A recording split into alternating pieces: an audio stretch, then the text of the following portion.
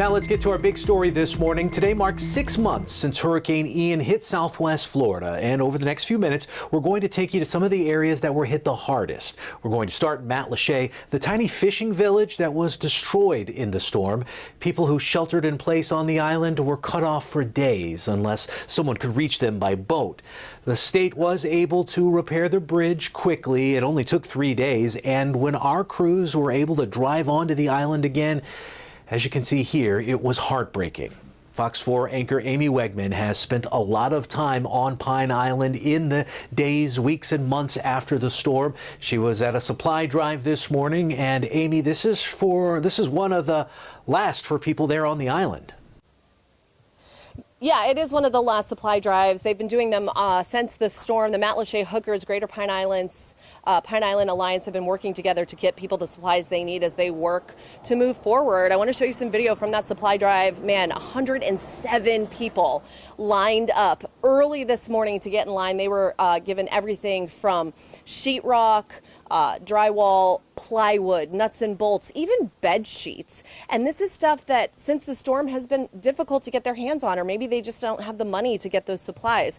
I was able to come home with one of the people that was in line there. Her name is Julie Spooner. She was gracious enough to let me follow her home. She lives on St. James City, and she's been collecting supplies. I'm going to take you in her house in a second, but you can see this is a storage unit she has outside of her home. You can see the drywall that she's been collecting and the plywood, some of the bed sheets that were given away today, some of the insulation as she is working to get her home back up and running. 6 months later, today's the 6-month anniversary. I want to take you inside. An emotional day for a lot of people, but she still can't live in her house. She had to buy a camper, take the money that she was going to put into her home to fix it, and buy a camper to be able to live in. We're going to come inside. Julie's in here, actually, to give our photographer, Travis, a second to adjust the camera so you can see.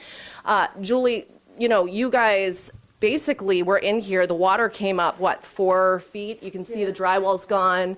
You can see up, if you look there, that's where, you said a 4x4 came through the ceiling? Mm-hmm. Yeah, through the metal roof and through the subroof, everything, down into here, into the living room. What was that like going through that? I mean, I know it's been 6 months, but does it feel like just yesterday? It does. I actually just said that this morning. It seems, it's still surreal. It's hard to believe that this even has all happened, and that 6 months later, this is still where we're at. Yeah, so, when you look around, I see the drywall still missing. You said you don't even have, furniture and stuff like that yet. You're living in a camper. Why is it taking so long for people who are still in your situation? So it's just been really hard to get anything from the estimates to the actual people to come do the work, to show up when they say they are. We have a good roofing company, but they've been delayed. Was supposed to start last week. Now we're not even on the schedule until May 22nd. So a lot of our inside stuff can't be done until the roof is repaired, because when it does rain, we get wet inside. So we're kind of at a standstill. We still have electrical to do. It's just so much. It just doesn't end. The list is, and everything keeps getting delayed, waiting on inspections, waiting for permits. Just seems like a never-ending battle. She's definitely not alone. A lot of people in her situation. So again, she's just collecting those supplies that I showed you. I want to show you guys something.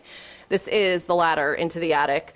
This is where, when the water was coming up 4 feet, they had to climb up into their attic, which is a small attic, and they stayed up here in this very small attic for hours while Ian was just battering the island, while water was coming up, look, this high onto their walls. So you can imagine how devastating that was for this family.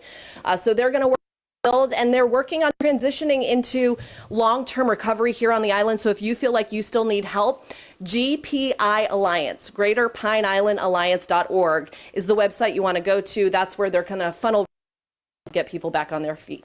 For now, I'm live on Matlacha. Actually, I'm in St. James City. Amy Wegman, Fox 4. Still, so many people need help there. Amy, thank you very much.